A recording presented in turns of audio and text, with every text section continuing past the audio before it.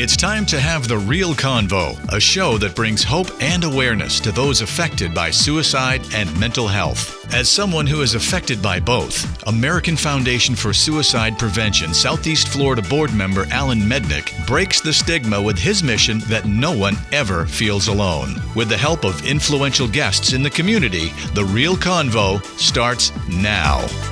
Welcome back to Real Convo. This is Alan Mednick, Southeast board member for the Southeast Florida board member for the American Foundation for Suicide Prevention. And again, this show is based on mental health and suicide prevention and how to get help. First of all, I just want to thank again our sponsors. We have Beacon Restoration, Business Services for You. And today, our special guest we have is Clarity Health Solutions. Today, we have Jennifer Hoskins-Tomko, LCSW from Clarity Health Solutions. She's in Jupiter. She's offering the therapist perspective on getting help. And I want to welcome you today, Jennifer. Thank you so much for coming. Thanks, Alan. I'm so excited. This is going to be a great show. I'm really excited about this. And there's a lot of things that I have going through my head right now. Again, with my son being having anxiety and depression, we went through a lot of different type of situations on how to get help. And truthfully, we didn't know where to turn at first. So one of the things, you're a psychotherapist, correct? That's correct. Yeah. Okay. So if you could just tell, what is a psychotherapist? How does it differ from regular therapy? So a psychotherapist should be a master's level clinician. So several things fall under that category, like a licensed mental health counselor, licensed family and marriage counselor, and then a master's in social work. And I am a social worker, but some of the terminology around social work is a little bit, there's a stigma attached to that. Like people expect me to be coming in a pair of clogs with, into people's houses and taking babies and stuff. And I don't like that idealization of what a social worker is. So I just do a psychotherapist. And yeah, I'm sure that some people misuse the terminology, but really it's a blanket statement for somebody who has a master's or a doctorate level of education. So a psychologist is somebody with a doctorate level. A lot of times they're able to do testing, and they have a lot of the same. They have a lot of the same education, except they have 2 more years, and then what we have is 2 more years of in the community practice. So we can't really be qualified until we meet that full level of licensure. And then a psychiatrist is someone who can actually prescribe medication, and they are specialized in psychiatric medicine, but they have their MD or DO. Now, and I'm glad you brought up all those different and what differs everything, but you have an interesting practice. You have a lot of different avenues to go. I believe you have a psychiatrist on board. We do. Yeah. She's great. She specializes in, she's an adult psychiatrist specializing in geriatrics and addiction medicine. So she runs the gamut. She's great. She's even written a book. She's fantastic. What else do you have in there that you work with? Okay. Well, we have 5 clinicians, and we specialize in a whole bunch of different things.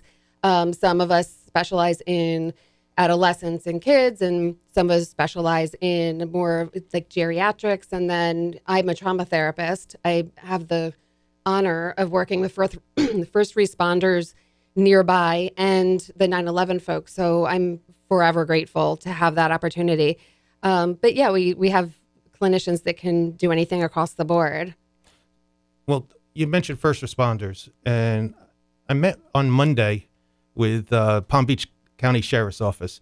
It was an amazing week for me. I had met with several different people. I got some great calls, which I'll talk about in a minute. But great. With the Palm Beach County Sheriff's Office, I met with Chief Gallagher, and he very caring. I mean, they want to help, like I said. When you deal with first responders, when you deal with children, when you deal with veterans, I think you said you deal with veterans too at one point, how does it differ?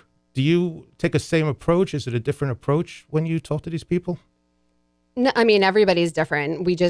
The whole thing around being a therapist is kind of going where the client is. So we want to respect what their needs are and what they think that their needs are. And we try to meet that need, but we also are looking for other things, other variables that we see that could be beneficial for them. So they might come in and say, I'm, having marital issues, but while we'll give some concrete goals for that particular issue, we really are trying to focus on things that are related to the person taking control of their own lives and not depending on someone else for their happiness. So it's all about empowerment. Okay. And you say that all types of people come. What is a signal? What's a sign that someone should, if their loved one needs help or if they say they need help, how do they go about finding you? Yeah, thank you. Yeah, one of the things that I think is a problem is the stereotype of who goes to therapy. Therapy is not what it used to be. Like, it's not somebody laying on the couch and somebody sitting behind them saying, how do you feel about that? It's so much more. It's a relationship, and our primary goal is to create that relationship.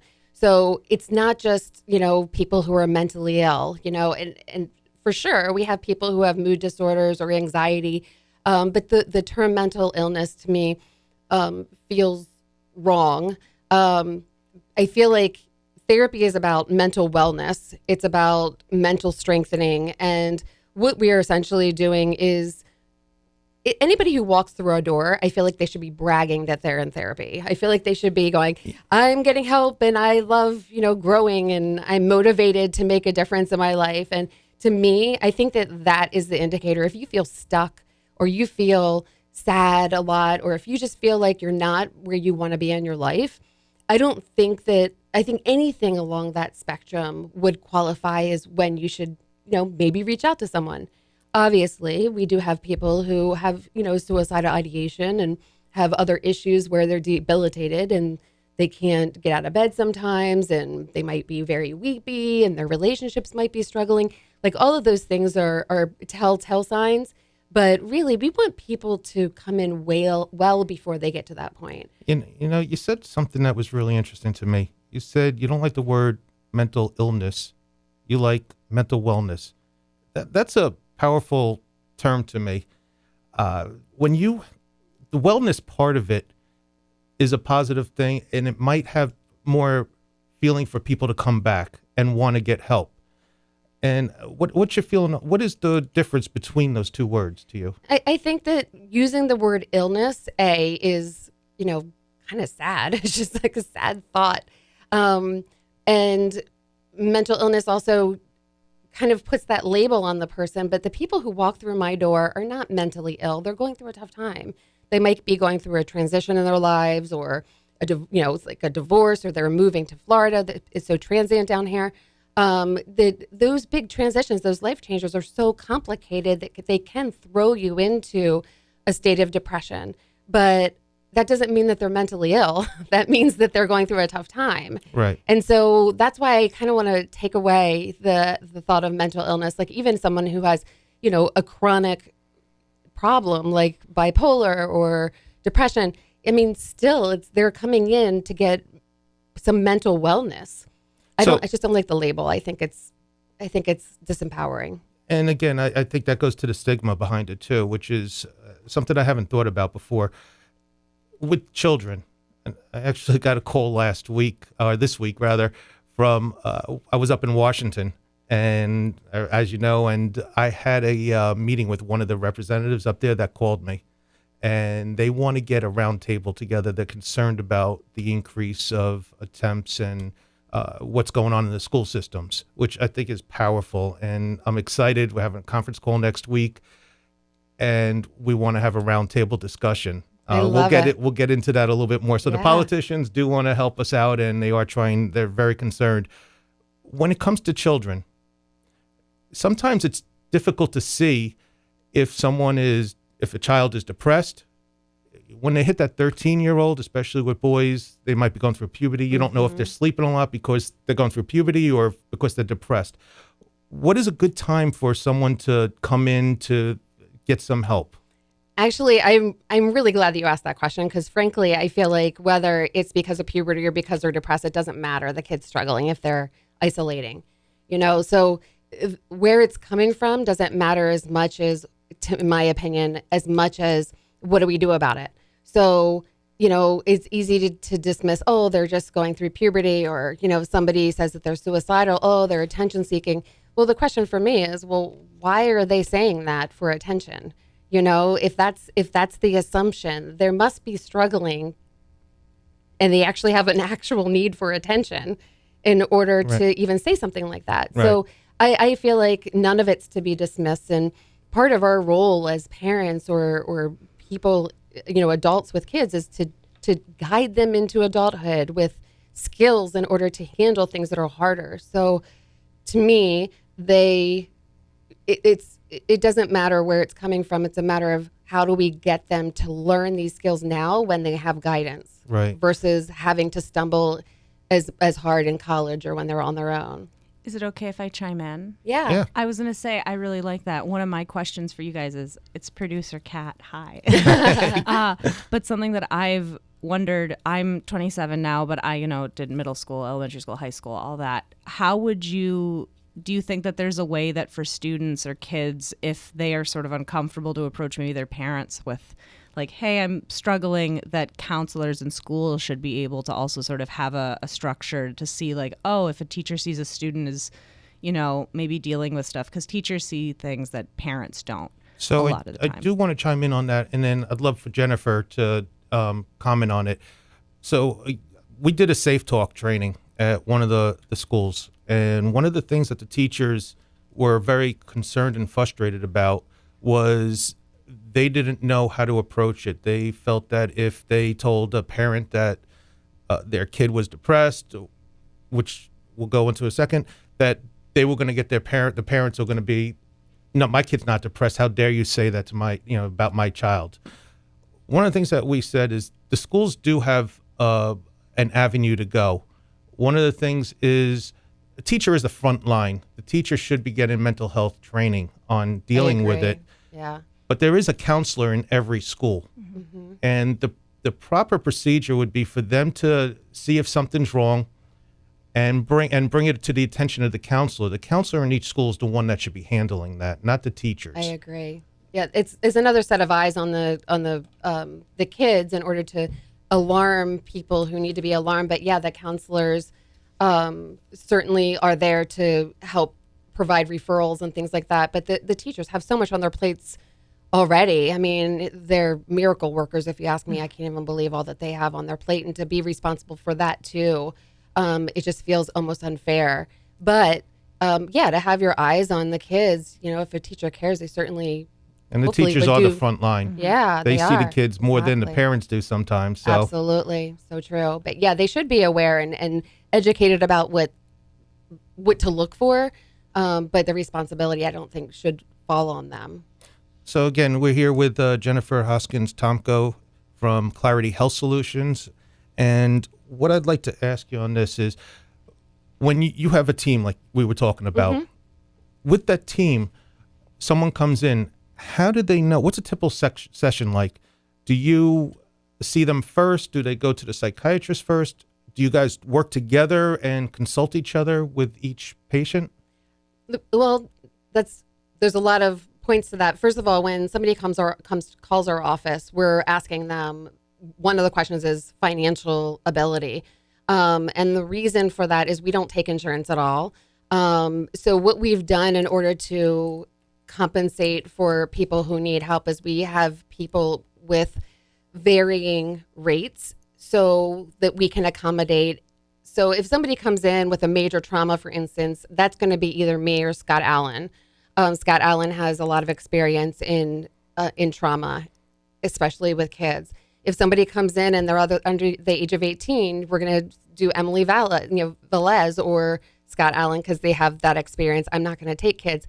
So what we try to do is on the phone call, we do a little bit of a screening process to determine where they would best fit and then go in that direction. If for some reason, we're not sure, we're wrong after the client is seen, we just make sure that they get to where they need to be, even if our practice for some reason isn't the right place. Another thing that we have in order to accommodate people who don't have quite as much, the funds for individuals, we have group therapy. So that helps a lot for people who want the weekly therapy and they appreciate the accountability, but they might not want to be able, might not want to spend as much. So I'm glad you brought up the group therapy.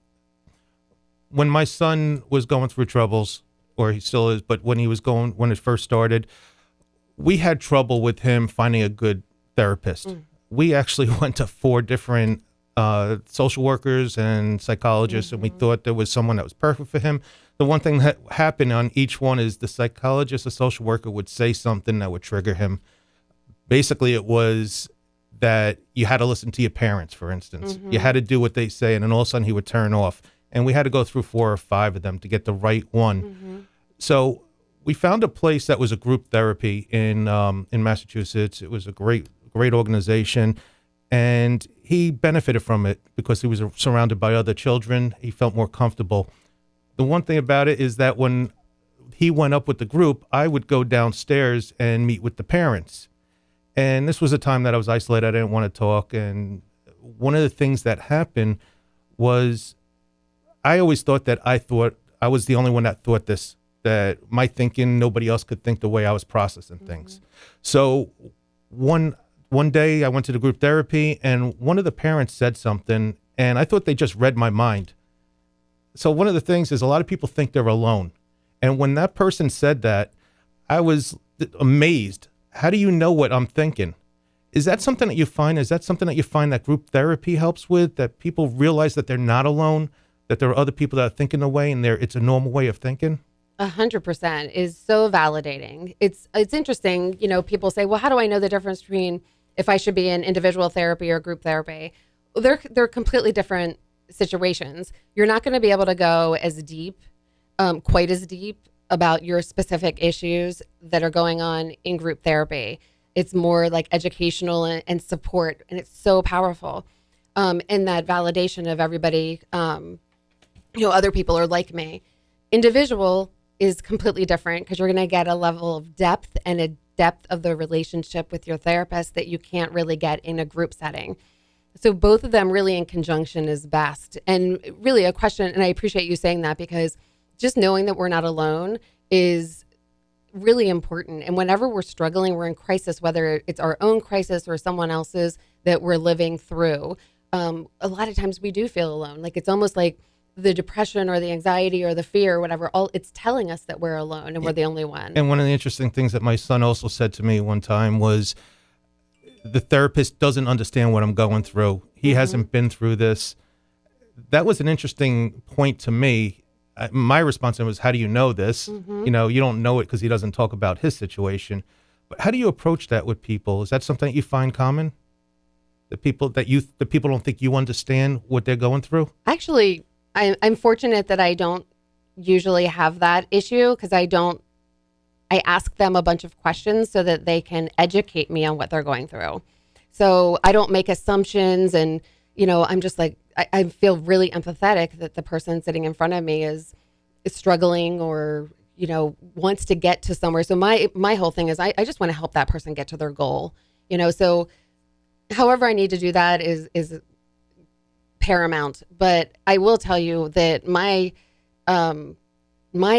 quest to find a good therapist has been a little bit of a struggle too, to be honest. So meaning that when I try to get help for something that somebody was going through in my life, I actually went through 3 people, and I'm a therapist, a seasoned therapist, and I still had to go through.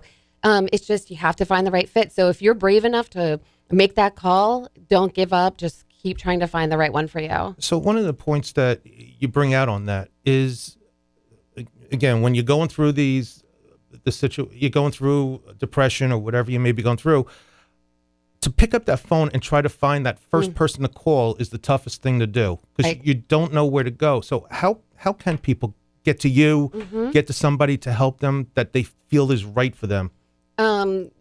Certainly you can give us a call at Clarity Health Solutions in Jupiter. We'll guide you, because if somebody's brave enough to pick up the call, like the phone, everybody in the office is trained to not lose that person, meaning that person might they can only go through insurance. No problem. So we go on Psychology Today and we look it up, who takes that insurance, what this person's needs are, and then we'll give them a list of 2 or 3 people in the area that we think might be good. Or we have met a lot of therapists in the area, and so somebody that we think is a good fit, we certainly would refer to them. So that's incredible that you'll actually help other people get to, if you feel that you're not the right fit for them. Absolutely. I think it's, like I said, it takes so much bravery to pick up that phone. I'm not going to jeopardize that bravery. I'm going to give them more strength as far as I'm concerned. Like, I think it's important. One of the questions you asked that I didn't get a chance to answer was about when somebody needs medication or not. Right. And I think that this is a great question, and I have people ask me that all the time when they call. Do I need to, should I be on medicine or should I see a therapist? And I start asking questions like, how long have you been struggling? Have you tried medication before? What do you think you need? What is your gut telling you? Again, empowerment. And how depressed you are, like the levels of challenges. So if somebody comes in and they've said, yeah, I've been struggling with anxiety and depression for 3 years and I just can't get out of it, I'm gonna say, you know what, I think that you could definitely benefit from both of them, but in this case, medication is going to be a faster route, probably. Right, and medication is something that I want to have a whole topic on one day, because I know with myself, I know with my son, sometimes it's just, let's increase the medication. And sometimes that's not the right thing to do. Sometimes it is. It's a tough situation to know what's right and what's not. It's a real balancing act. I've gone through several medications, and it takes a while. I think that's something else people don't realize. It's a constantly changing system. And we can save this for when we make it a real topic. But your brain changes the chemicals it produces, so that means you might not always be able to keep the same dosage or the same medication to help you throughout your time. Well, and again, somebody that was talking to the other day, it was a real interesting topic, because they were basically saying primary care doctors will prescribe it. And I know that's what happened with my son. They prescribed Prozac. And when I was talking to a psychologist, they said if he has any bit of bipolar in him, Prozac would be the worst medicine for him. Right. So that's and again, that's a topic I want to have on the show. One of the other things I do want to bring up, though, is next week I have a special guest on also. I can't wait to have him on. It's Mark Astor from Drug and Alcohol Attorneys. And one of the things, I know you do work with drug and alcohol rehab. Well, we do more of the maintenance after they've gotten out of treatment, or we do have a lot of people who have gotten addicted to benzos just by taking them for long periods of time. And like you said, maybe the medical doctor has just continued to prescribe. And when you go off of benzos, the withdrawal is excruciating, apparently. I haven't gone through it, fortunately, but so we would do more of the tapering and help them with that process. But the person who walks through our door, they're pretty stable at that point. Yeah. So when someone does have a drug and alcohol problem, it relates a lot to mental illness. And I know you don't like that word, but it does relate. Huge. How do you decipher how to work with them? Do you work on the drug, the substance abuse first? Do you do a combination? How do you decipher which is the right person in your organization to work with them? This is the never-ending question in all of psychology regarding substance abuse. Basically, it's a little bit of a nature versus nurture dilemma, but essentially what I've learned is we have to make sure the person's not using when they come in. If you're using, you're altering your mind, so you can't even process things the way you would if you weren't using. Now, I do have people, again, who are tapering off of things that are a little mind altering and things like that. So there is some work you can do, but essentially it's about, learning the skills and getting to a point of being able to cope with life and understand things in a different way. I mean, my favorite thing that people say when they're in my office is, "Oh, I never thought of it like that." That's my goal. My goal is to help people think about things in a way that they normally wouldn't, and that doesn't matter if they're on substances or not. Yeah. But yeah, we try to not people are usually in crisis if they're still using. Yeah, I mean, there's a lot we could talk about. I know. Unfortunately, I'm so glad you're going to be a co-host with us on several shows. I'm thrilled. We're going to have you definitely back because there's so much more that you could do to help people. There's so much more that people need to know about you and other ways to get help. So we're definitely going to have you back on as a guest, but you're going to be a co-host. And there are a couple of things I want. Again, this week was an amazing week. I met with the chief for the Palm Beach County Sheriff's Association. Hopefully, we're going to be having them on. Someone from there. On Monday night, I went to the Palm Beach. I was invited. Palm Beach Chefs Association had an event in memory of Chef Anthony Bourdain. It was an amazing event, and again, you don't think about it, but chefs have a stressful job. Anytime there's a stressful job, there's obviously suicidal ideation. There's also mental health issues. So I was a guest speaker there, and it was a great event, and I got some great food out of it too. It was incredible, and I can't wait for the Washington D.C. For the representatives to talk more about that. So. Again, I want to thank you. I do want to mention also that we do have our Palm Beach Out of the Darkness walk for coming up at John Prince Park on September 28th. So you can go to afsp.org/Southeast Florida and sign up for that. Get a team, be a sponsor. Again, I want to thank our sponsors, Beacon Restoration, Business Services for You, and also if you could just tell us how we get in touch with you, and I really appreciate your sponsorship, Jennifer. Of course, this is such an important thing to be a part of. I'm so grateful. Like, you have no idea.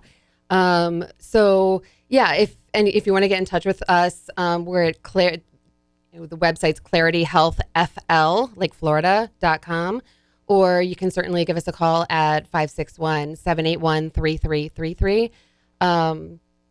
But yeah, I mean, we're going to do our best to be able to help people get to where they need to be, even if they're, it's not an appropriate place. I don't want to say that.